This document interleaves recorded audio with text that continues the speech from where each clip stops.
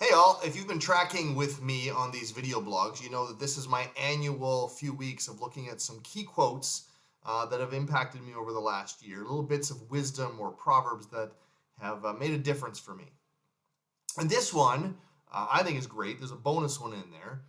And if you're one of those persons that's a rush into things without thinking, kind of an act first, think second kind of person, this might have a different flavor for you. Or you might be one of those people that thinks and thinks and thinks and plans and plans and plans before or if doing anything. Either way, I think this will have an impact for you. And it's a quote that takes me back to the book of Joshua, or reminds me of that. Joshua was leading the people of Israel who had just wandered for 40 years into the promised land, and now they had to take it over. They had to go in and fight battles and cross the Jordan River.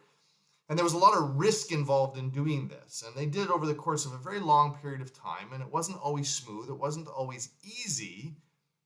They sinned, they caused problems, but in the end, they occupied the promised land. And that's what this quote reminds me of, because the quote came from Groeschel, a pastor in Oklahoma. And I heard him speak, and he said this: the cost of inaction is almost always greater than the cost of a mistake. The cost of doing nothing is almost always greater than the cost of doing something and getting it wrong. Now, if you do something without thinking and you just rush into it, it can have catastrophic effects. We've seen this in wars, in military battles, in relationships, in companies where people just acted. They just did the first thing that popped into their head and had disastrous consequences.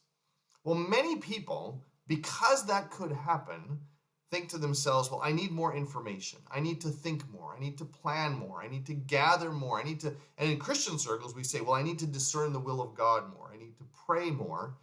But in lots of cases, it's just an excuse to not do something that might be uncomfortable or difficult, or where we just don't have all the information.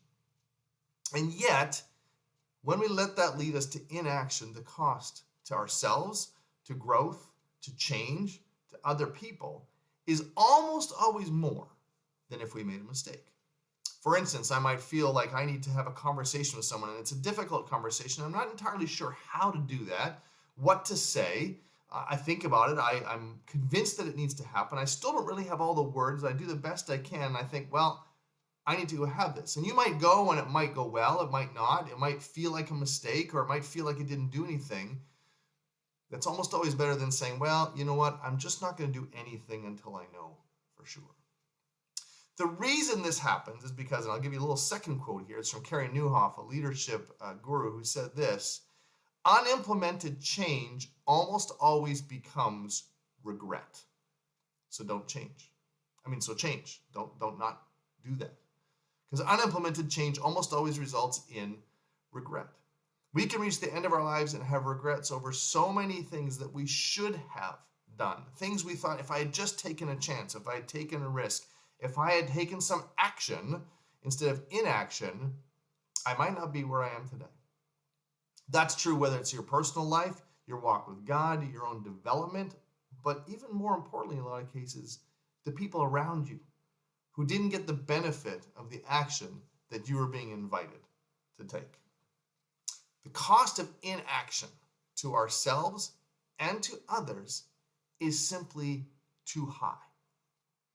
And so, my challenge to you this week is to think about that, to consider the next time that you're having an idea or a prompting from the Holy Spirit, to ask yourself, I'm going to do all my due diligence on this, but the cost of not doing this thing is higher than if I engage in it and it seems like I made a mistake. Let's be a people who, when we reach the end of our story, have very few tales to tell about regrets, but many, many, many tales to tell about God at work in our lives. Till next week.